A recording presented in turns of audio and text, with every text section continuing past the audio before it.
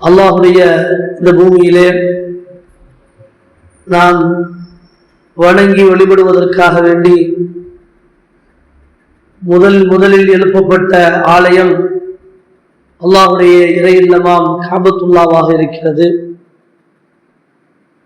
அந்த காபத்துல்லாவை பலரும் பல காலங்களில் கட்டப்பட்டிருப்பதாக வரலாறுகள் நாம் தெரிந்திருக்கிறோம். ஹஜ்ரத் ஆதம் அலைஹிஸ்ஸலாம் அவர்களுடைய காலம் முதற்கொண்டு 10 தடவைக்கு மேல் காபத்துல்லாஹுடைய கட்டிடப் பணிகள் நடைபெற்றிருக்கிறது. நாம் வளமையாக தெரிந்திருக்கக்கூடிய செய்தி என்னவென்றால், ஹஜ்ரத் இப்ராஹிம் அலைஹிஸ்ஸலாம் அன்னவர்கள் தங்களுடைய மகனார் இஸ்மாயில் அலைஹிஸ்ஸலாம் அவர்களுடைய துணையோடு இருவரும் இணைந்து காபத்துல்லாஹை கட்டினார்கள். இது யர்ஃபஉ இப்ராஹீமுல் கவாயித மினல் பைத்தி வ இஸ்மாயில். காபத்துல்லாஹுடைய அந்த கட்டிடங்களை இப்ராஹிம் அலைஹிஸ்ஸலாம் அன்னவர்கள் உயர்த்திய பொழுது, இஸ்மாயில் இன்னும் அவரோடு சேர்ந்து இஸ்மாயில் அலைஹிஸ்ஸலாம் அவர்களும் உயர்த்திய போது, ரப்பனா தகப்பல் மின்னா யா அல்லாஹ், எங்களிடமிருந்து இதை ஏற்றுக்கொள்வாயாக என்பதாக இருவர்களும் துவா செய்ததாக அல்லாஹ் தஆலா குர்ஆனிலே பதிவு செய்திருக்கிறார். இப்ராஹிம் அலைஹிஸ்ஸலாம் அவர்கள் காபத்துல்லாஹை கட்டியதற்கு பிறகு அல்லாஹ்விடத்திலே தங்களுடைய பலகீனத்தை வெளிப்படுத்தி எங்களுடைய இந்த அமலை நீ ஏற்றுக்கொள்வாயாக என்பதாக அல்லாஹ்விடத்திலே துவா செய்தார்கள் என்பதை நாம் பார்க்க முடிகிறது. பெருமானார் ஸல்லல்லாஹு அலைஹி வஸல்லம் அவர்களுடைய காலத்தில் அவர்களுடைய சிறு பிராயத்தில் நபி ஸல்லல்லாஹு அலைஹி வஸல்லம் அவர்கள் நுபுவத் கொடுக்கப்படுவதற்கு முன்பதாக குறைஷிகள் காபத்துல்லாவை ஒரு தடவை கட்டினாங்க. அப்போ நபி அவர்களும் சேர்ந்து காபத்துல்லாவுடைய கட்டிடப்பணியில ஈடுபட்டிருந்தாங்க. இப்படியாக ஹிஜ்ரி 64ஆம் ஆண்டு யஸீதுடைய ஆட்சி காலம். யஸீதுடைய படைகள் என்ன செஞ்சிச்சு அப்படின்னா, மக்காவுடைய ஆட்சியாளராக இருந்த அப்துல்லாஹ் இப்னு ஜுபைர் ரலியல்லாஹு அன்ஹு அவர்கள் மக்காவுடைய ஆட்சியாளராக இருக்கிறாங்க. இந்த ஹிஜாஸ் பகுதியுடைய ஆட்சியாளராக இருக்கிறாங்க. ஹிஜாஸ் பகுதியுடைய ஆட்சியாளராக இருந்த அப்துல்லாஹ் இப்னு ஜுபைர் ரலியல்லாஹு அன்ஹு அவர்களுக்கு எதிராக யஸீதுடைய படைகள் தாக்குதல் நடத்தினாங்க. பெருமானார் ஸல்லல்லாஹு அலைஹி வஸல்லம் அவருடைய காலத்தில் கூட மக்காவுடைய வெற்றியின் போது காபத்துல்லாவிலே எந்த விதமான போர்கள் நடைபெறவே இல்லை. அல்லாஹுடைய உத்தரவின் பேரில் கொஞ்ச நேரம் போருக்கான அனுமதி நபி அவர்களுக்கு தரப்பட்டிருந்ததே தவிர, அதிலும் கூட நபி அவர்கள் இது மன்னிப்புக்குரிய நாள், நீங்கள் அனைவர்களும் மன்னிக்கப்பட்டவர்கள் என்பதாக நபி அவர்கள் மக்காவிற்குள் நுழைந்தவுடன் மன்னிப்பு வழங்கினார். ஏன்? அது புனிதமான நகரம். அந்த பள்ளிவாசல் புனிதமான ஒரு பள்ளிவாசல். மஸ்ஜிதுல் ஹராம் புனிதமான ஒரு பள்ளிவாசல். ஹராம் என்று சொன்னால் எடுக்கப்பட்டது, கூடாது அப்படின்னு நம்ம வழங்கி இருக்கிறோம். அது மாதிரி ஹராம் என்பதற்கு புனிதமானது அப்படின்னு அர்த்தம் இருக்கு. அந்த அடிப்படையில் தான் மஸ்ஜிதுல் ஹராம் என்று சொன்னால் புனிதமானது என்பதாக அர்த்தம். புனிதமான ஒரு மஸ்ஜித். அந்த புனிதமான பகுதிக்குள் ஒருவர் நுழைந்து விட்டால் அவர் அபயம் அளிக்கப்பட்டவர், அவர் பாதுகாக்கப்பட்டவர். ஒருவர் கொலை செய்ய ஒருத்தரை தண்டிக்கப்பட வேண்டும் என்று சொன்னால் அந்த தண்டனைக்குரியவர் காபத்துல்லாவுடைய அந்த ஹரமுடைய எல்லைக்குள் நுழைந்து விட்டார் என்று சொன்னால் அவர் என்ன செய்ய மாட்டாங்க? பழி வாங்க மாட்டாங்க. அவர் அந்த ஹரமுடைய பகுதியிலிருந்து வெளியே வந்ததற்கு பிறகுதான் அவருக்கு என்ன செய்வாங்க? பழி வாங்கும். அந்த அளவிற்கு ஒரு புனிதமான ஒரு பகுதி. ஆனால் அந்த புனிதமான பகுதியை யஸீதுடைய படைகள் என்ன செஞ்சிச்சு அப்படின்னா, வாட்கள், அதாவது அம்புகளை, ஈட்டிகளை ஏவி பல விதங்களில் நெருப்பு அதாவது பந்தங்களை வச்சு என்ன செஞ்சாங்க? தாக்குதல் நடத்தினாங்க. அதுல காபத்துல்லாவுடைய அந்த திரைகள் எல்லாம் எரிஞ்சிருச்சு. காபத்துல்லாவுடைய திரைகள் எல்லாம் எரிஞ்சு காபத்துல்லாவுடைய அந்த கட்டிடங்கள் கூட என்ன கொஞ்சம் பாதிப்படைஞ்சிருச்சு, கிழிஞ்சிருச்சு.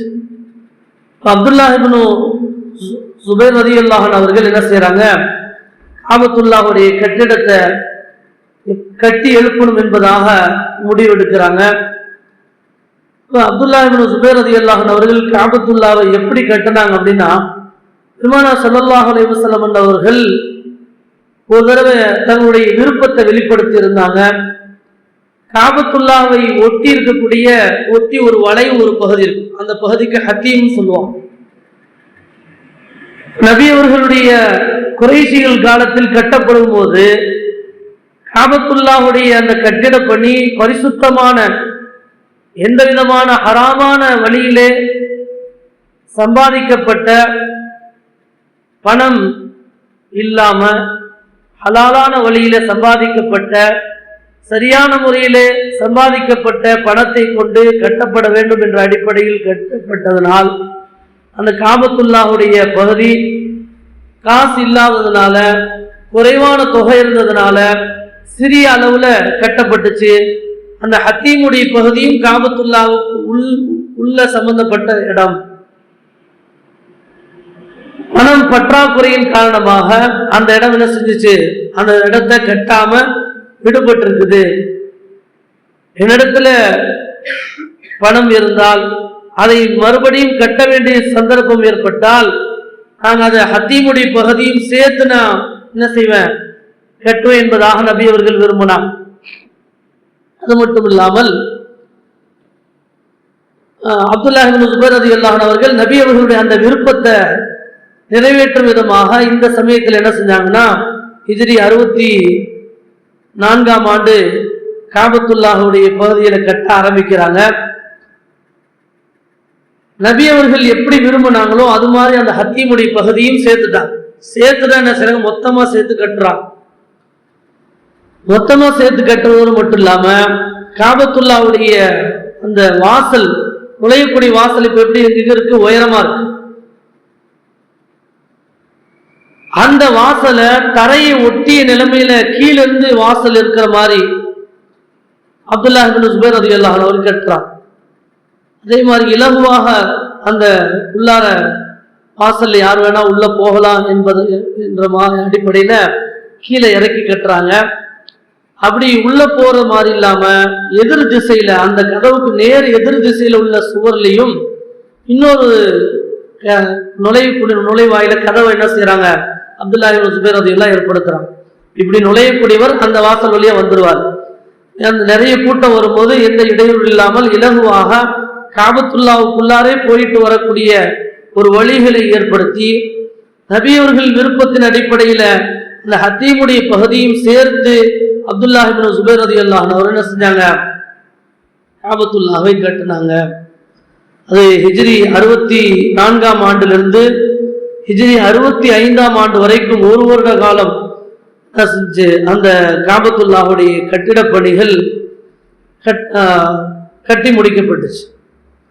அப்ப அப்துல்லாஹ் இப்னு சுபைர் ரலியல்லாஹு அன்ஹு அவர்கள் நபி அவர்களுடைய விருப்பத்தின் பேரில் அந்த கட்டிட பணியை முழுமையாக கட்டி முடிச்சுட்டேன் அப்படின்ற ஒரு சந்தோஷத்தை வெளிப்படுத்தும் விதமாக அப்துல்லாஹ் இப்னு சுபைர் ரலியல்லாஹு அன்ஹு அவர்கள் 100 ஒட்டகங்களை அறுத்து மிகப்பெரிய அளவுல ஒரு விருந்து கொடுத்தாங்க என்பதாக வரலாற்றில் நம்ம பார்க்க முடியும். 100 ஒட்டகம் என்ன செஞ்சாங்க, அறுத்து எல்லா மக்களையும் அழைச்சி பெரிய அளவுல விருந்து கொடுத்தாங்க அப்படின்றது அக்பாரு மக்கா என்ற மக்காவுடைய வரலாற்று கிதாபுல நம்ம பார்க்க முடிச்சு. இப்ப பாருங்க, இன்னைக்கு புது புது பள்ளிவாசல்கள் கட்டப்படுகிறது. பள்ளிவாசல் கட்டப்பட்டு அது திறப்பு விழாவின் போது அக்கம் பக்கத்தில் இருக்கக்கூடிய மக்களை எல்லாம் அழைத்து அந்த பள்ளிவாசல் திறப்பு விழா நடத்தப்படுகிறது. மார்க்கத்துடைய பல தகவல்கள் சொல்லப்படுகிறது. அவர்களுக்கு அங்கு விருந்து கொடுக்கப்படுகிறது. இப்படி விருந்து கொடுக்கலாமா என்பதற்கு அப்துல்லாஹ் இப்னு சுபைர் ரலியல்லாஹு அன்ஹு என்ற ஒரு சஹாபியுடைய, இஸ்லாமிய ஒரு ஆட்சியாளருடைய ஒரு அமல், ஒரு செயல் நமக்கு ஒரு ஆதாரமாக நமக்கு கிடைக்கும். அப்ப அல்லாஹ்வுடைய இறை இல்லத்தை கட்டுவது எவ்வளவு பெரிய உயர்ந்த ஒரு பணி. சாதாரணமான ஒரு நல்ல செய்தி, நல்ல செயல், நல்ல விஷயத்தை நம்ம செஞ்சிட்டோம் அப்படின்னா ஒரு சந்தோஷத்தை பகிர்வதற்காக என்ன செய்யறோம், நம்ம யாருக்காவது சதகா செய்கிறோம், யாருக்காவது ஏதேனும் உதவி செய்கிறோம், அல்லது உறவினர்கள் அழைத்து உணவளிக்கிறோம். இப்படி பல்வேறு விதமான சந்தோஷங்களை பகிரும் போது அல்லாஹ்வுடைய இறையில்ல பணி எவ்வளவு உயர்வான ஒரு பணி. அந்த இறையில்ல பணியை நிறைவு செய்ததற்கு பிறகு அக்கம் பக்கத்தில் இருப்பவர்களை அழைத்து சந்தோஷமாக விருந்தளிப்பது என்பது ஒரு மகிழ்ச்சிக்குரிய ஒரு விஷயம்தான் என்பது இந்த வரலாற்று நிகழ்விலிருந்து நாம் அறிந்து கொள்ள முடிகிறது. இஸ்லாத்தில் இன்னும் நிறைய வழிகாட்டுதல்கள் இருக்கிறது. இன்ஷா அல்லாஹ் தொடர்ந்து நாம் தெரிந்து கொள்வோம். அல்லாஹ் ரப்பல் ஆலமீன் மார்க்கத்துடைய ஒவ்வொரு விஷயங்களையும் ஆர்வத்தோடு அறிந்து அதை பின்பற்றக்கூடிய நன்மக்களாக அல்லாஹ் ரப்பல் ஆலமீன் நம் அனைவர்களையும் ஆக்கி தருவானாக. மார்க்கத்துடைய எல்லா நிலைகளிலும் மனமுவந்து தாராளமாக செலவு செய்யக்கூடிய நற்பண்பை அல்லாஹ் ரப்பல் ஆலமீன் நற்குணத்தை நம் அனைவருக்கும் தருவானாக. ஆகிரு தாவானா அல்ஹம்துலில்லாஹி ரப்பில் ஆலமீன். அஸ்ஸலாமு அலைக்கும் வரஹ்மத்துல்லாஹி வபரகாத்துஹு.